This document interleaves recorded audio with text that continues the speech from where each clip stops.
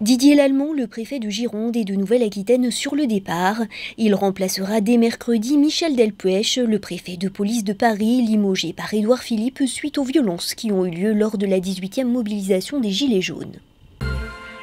Les côtes de Nouvelle-Aquitaine devraient être épargnées cette semaine par le fioul échappé du Grande America, et ce en raison des conditions météo.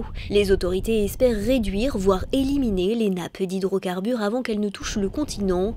Mais sur le littoral de Nouvelle-Aquitaine, les communes nettoient les plages des déchets sur lesquels les hydrocarbures pourraient éventuellement venir se fixer.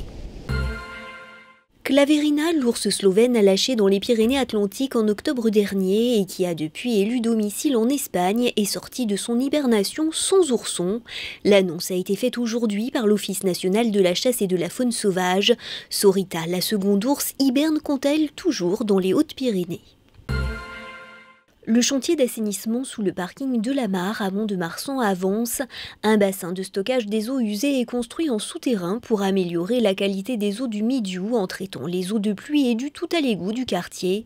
Une cuve de béton de 1200 mètres cubes est ainsi réalisée le long du Midiou et construite directement à même la terre. Une technique de construction jamais utilisée jusque-là à Mont-de-Marsan. Le chantier devrait durer jusqu'à la fin de l'année. L'Aibot, le bateau-restaurant discothèque situé au bassin à flot à Bordeaux, a quitté aujourd'hui le quai Armand-Lalande pour 2 semaines. Le bateau va en effet être soumis à un contrôle technique afin de vérifier que la coque a toujours une épaisseur réglementaire d'1,5 cm. 360 points vont ainsi être sondés avec des capteurs électroniques.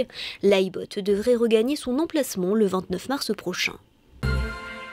Une centaine de bénévoles se sont retrouvés hier sur les berges du Gave pour procéder au nettoyage des déchets plastiques. Une action dont le but est de sensibiliser la population à la problématique de ces déchets.